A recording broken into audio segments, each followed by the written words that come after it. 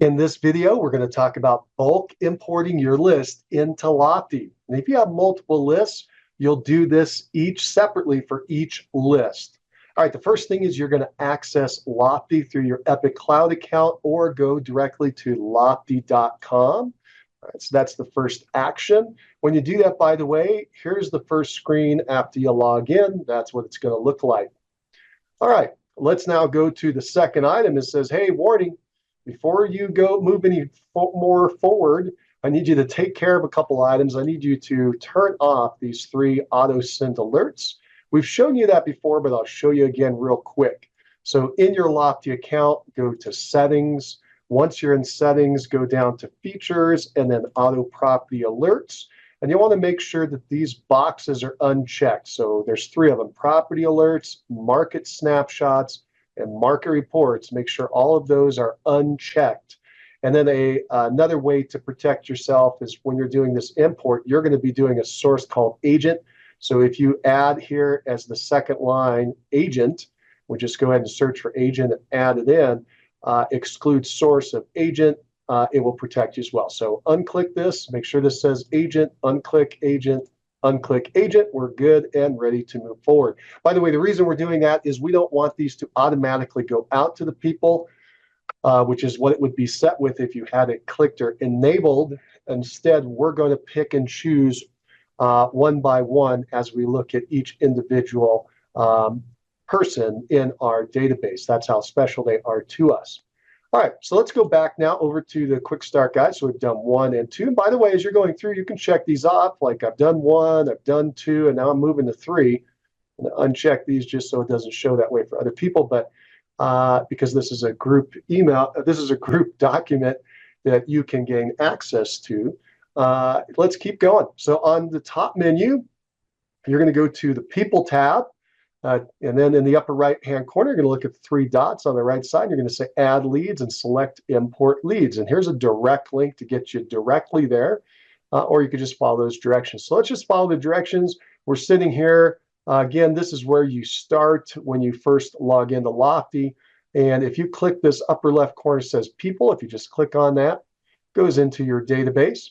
And I'll point out to you real quick, we're starting with 6 leads. These are all test leads that I have in here. We have 6 to start with.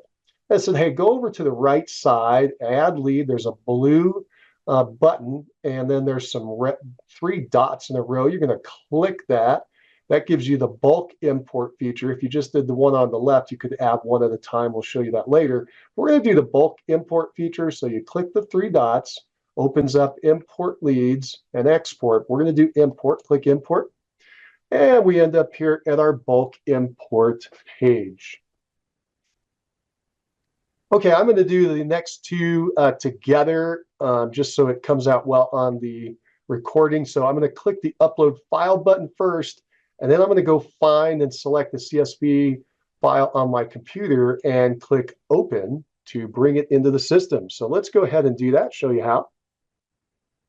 So we're over here on our lead import, and we're going to look for this upload file button. We click that. We're going to look for our file, highlight it, and click open. Now, REALTY is importing all those records into your system. It may take a while if you have a lot. I only have 4, so it's pretty fast. All right, so we did upload the file and we did the CSV. We're moving right along. So now we're going to go here to the next one, which is on the select a lead type screen. You have 2 options. And the 2 options, and let me show you where that is. So we're here, select a lead type. We have multiple options to move forward here. This, by the way, hung me up for a while. So I'm going to try to speed you up through this. Number 1, if you have not added the lead type column on your CS file spreadsheet, then you can only select 1 type for all of the contacts. So here you would only be able to select 1, and it would apply it to everything that you're importing. And that's why way back here on your sheet on lead type, we recommend that you go ahead and designate what they are specifically, okay? Because that becomes option number 2.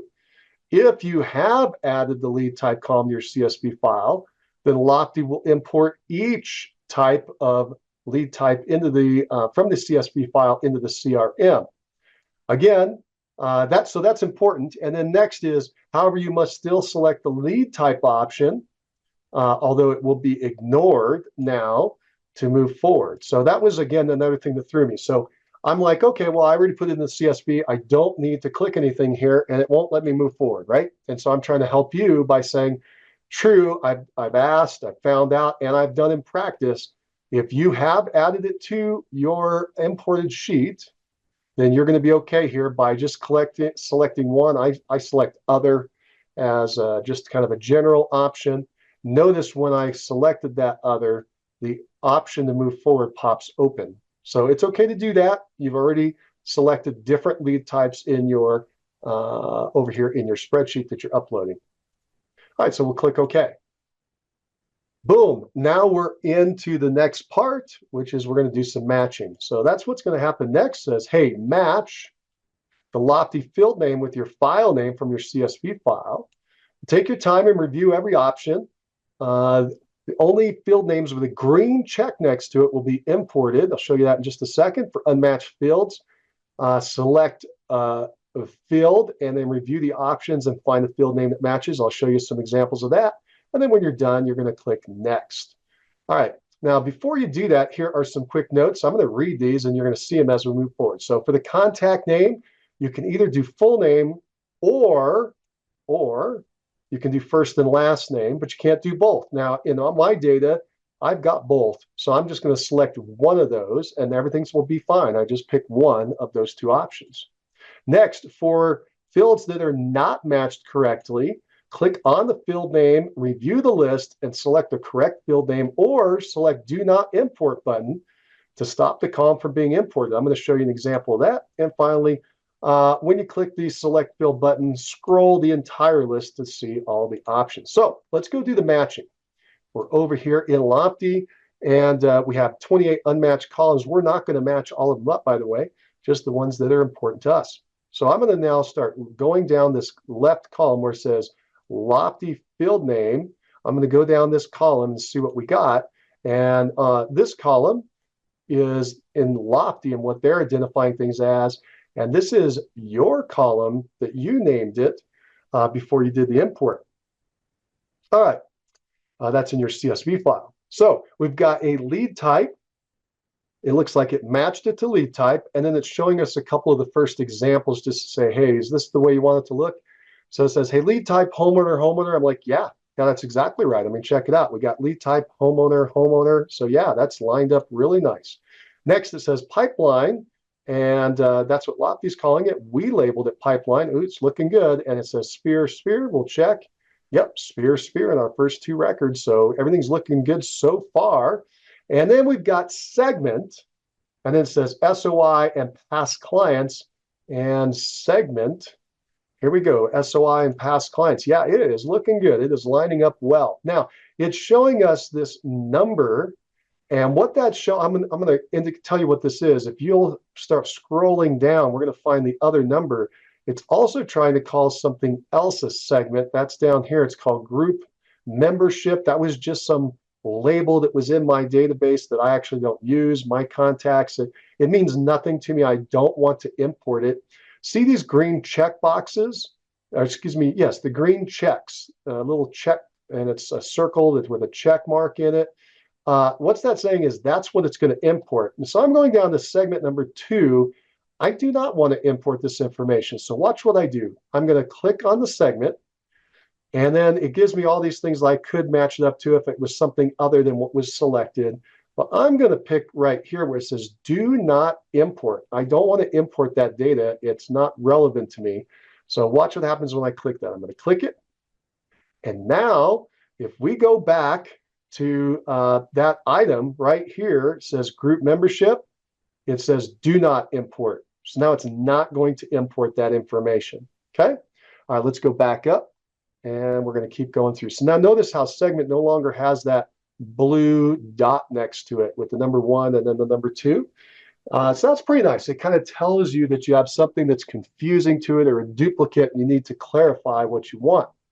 So now that we have, we'll move forward. We've got tag. and it matches with tag that we have in our system and PCSOI and PCSOI. And yeah, that's looking good. We got tag, PCSOI, PCSOI for the first two records. So we're looking good now. And so let's go look to source. The source is us, agent and agent. Yep, pretty good. And again, that was in our original database, source, agent, agent. Excuse me, our original list, our CSV file. And so now we're going to go over here to home anniversary date. It matches home anniversary date. And it's very, very, very important to make sure that you are labeling this home anniversary date and not just home anniversary, which is a different option.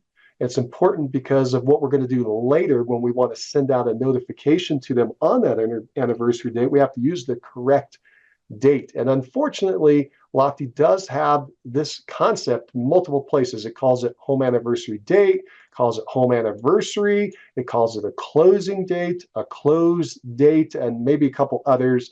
And so I just had to pick one, and I picked this one because it's very unique, home anniversary date. So that's what you're going to make sure is selected here. And we already talked about that when you built out your database, the home anniversary date. Right, home anniversary date is right there. All right, so that's what's come in, and I've got 315 and 1029. I got 315 and 1029. Everything is looking nice. It's all coming in properly.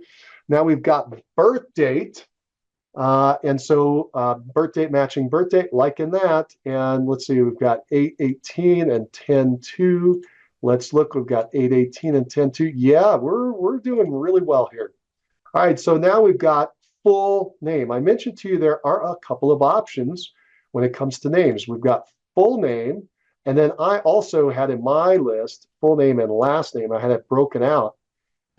They have the full name right here. It's the easiest thing for us to do right now since it's already selected. Either one is fine as long as you have either full name or first name and last name selected. But since it's full name, I'm just going to go ahead and leave that alone.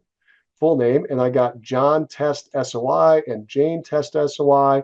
That's their first and last names, and it looks good. That's our first and second people. So we are looking good. All right, let's keep moving. Notice these items on the right are coming in from the database, but nothing is being matched up because we no longer have the green checks.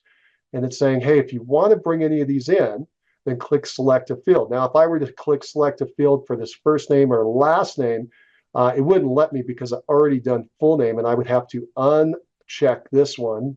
I'd have to go in here and say do not import, and then I could go ahead and pull in first name and last name. But it doesn't matter to me how it comes in, so I'm going to leave it alone.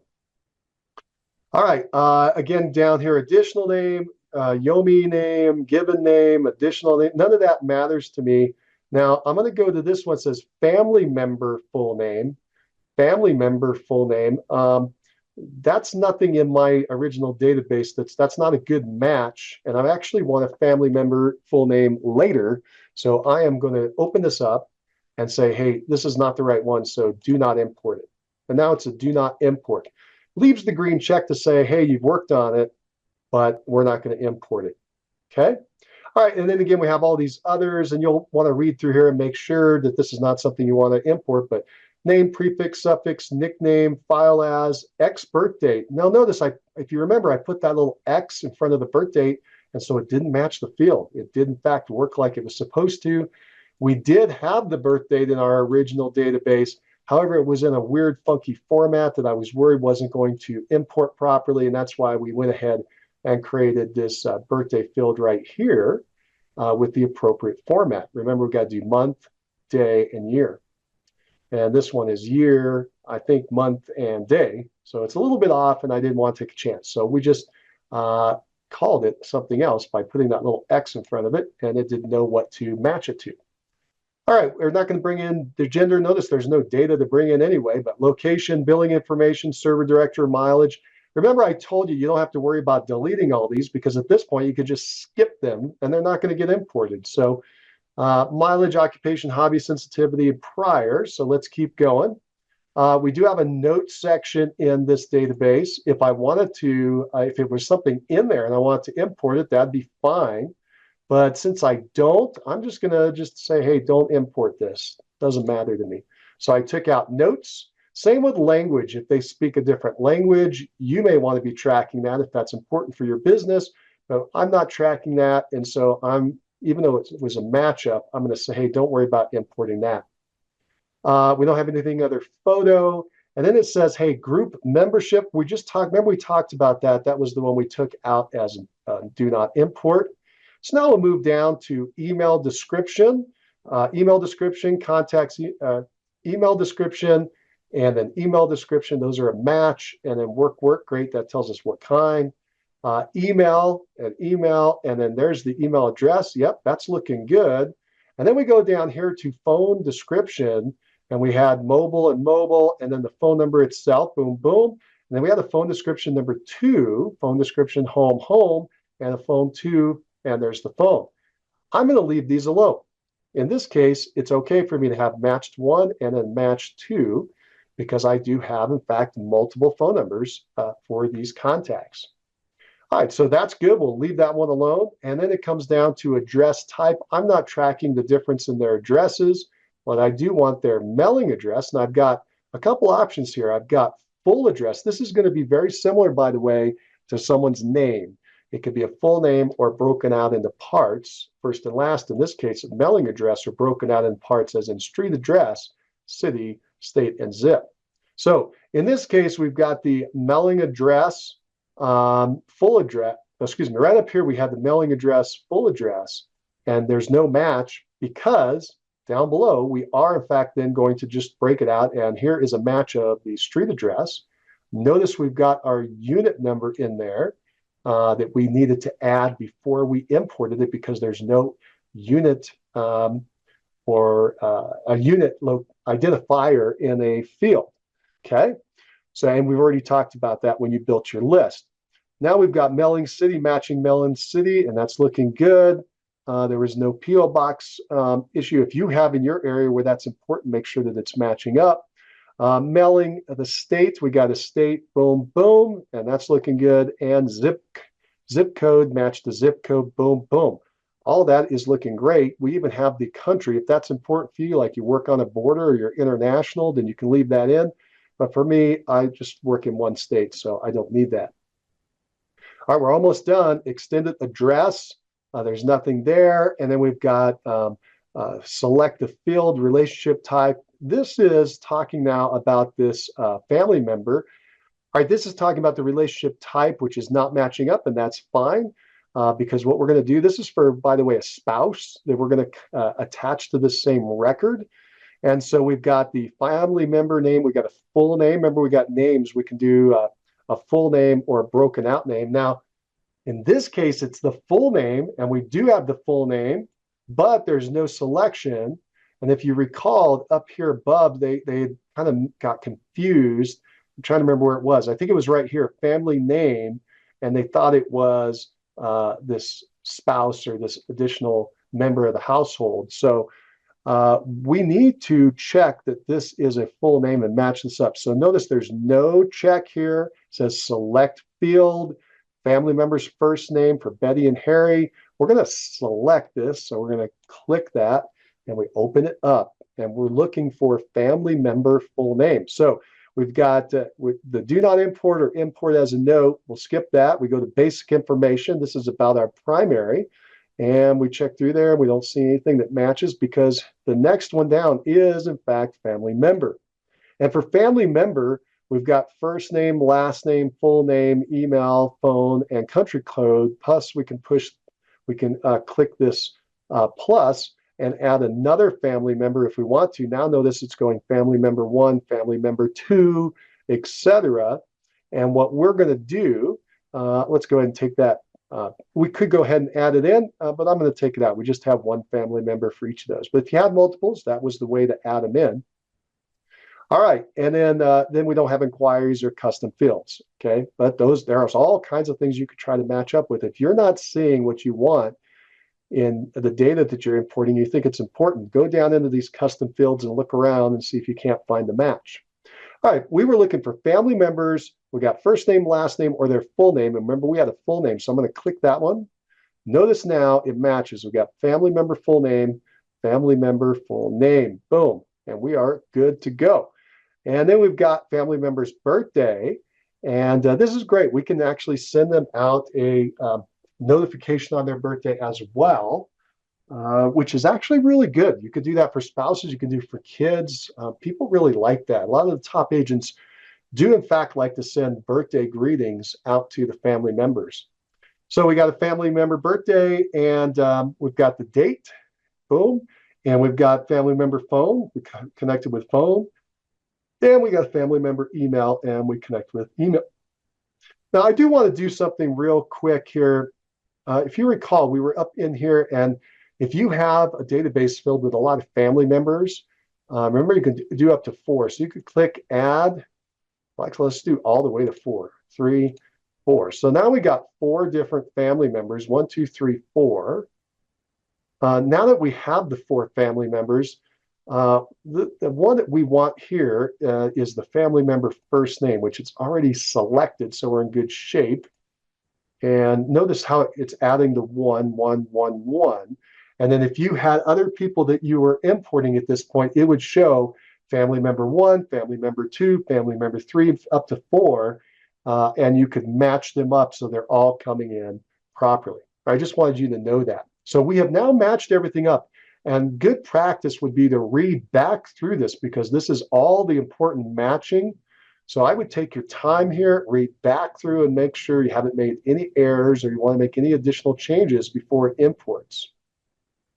Once that's good, we'll go read the next step.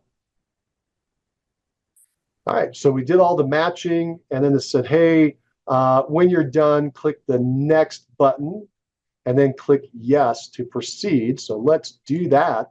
So we've matched everything up. We're going down here to the blue next. We click it. It says, hey, 27 columns haven't been matched, and they're not going to be imported. Are you sure you want to proceed? And remember, our answer is yes, because I did not take out all the columns that didn't matter in my CSV. Let me show you what I mean up here. So here's the CSV file, like these things, the YOMI name, given name, additional name, family name.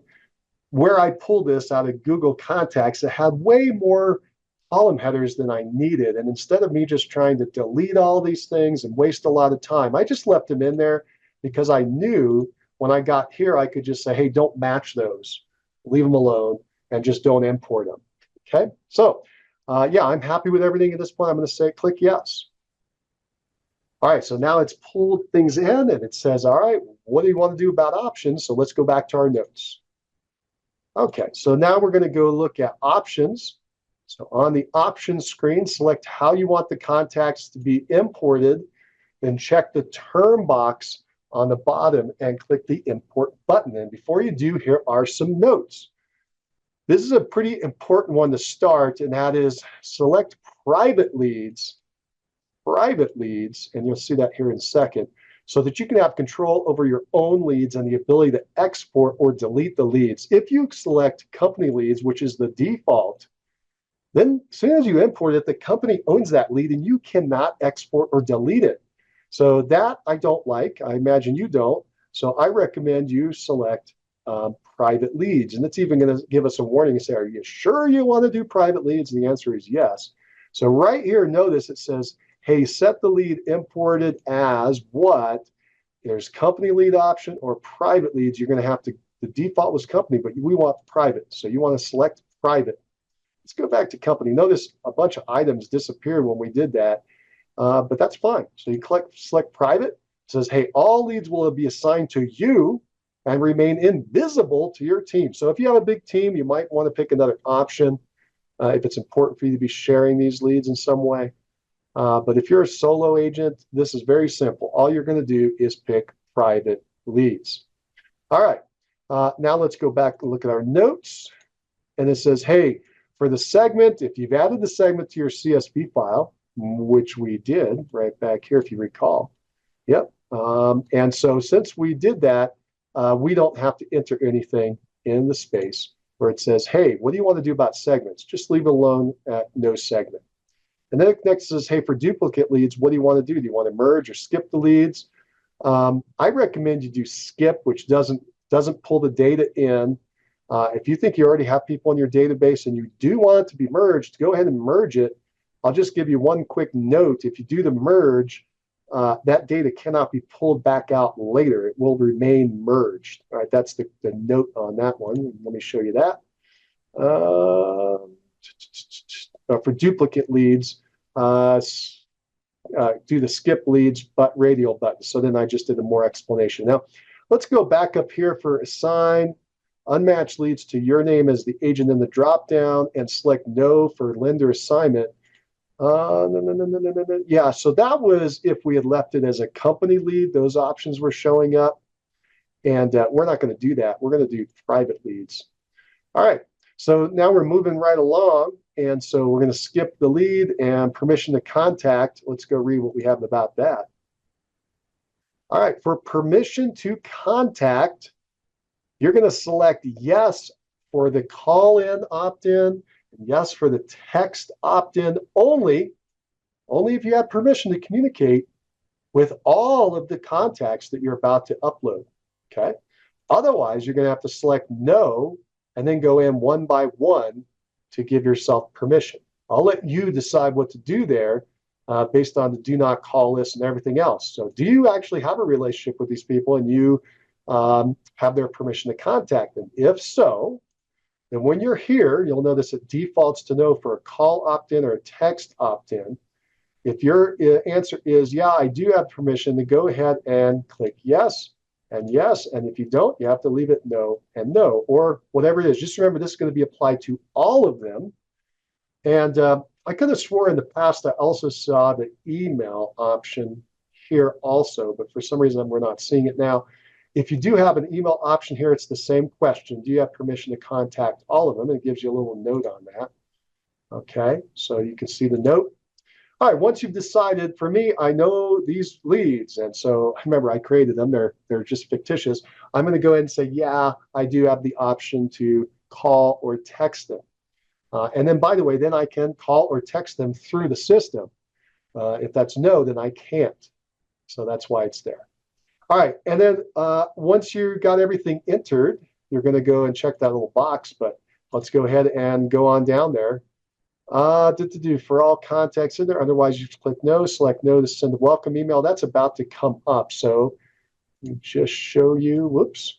We're going to check this box. Yeah, I agree that all the leads in the import are expecting to hear from my organization. I'm doing so in accordance with Lofty's terms of use, and also, of course, any federal or state or local rules on contacting people through either phone or text or email.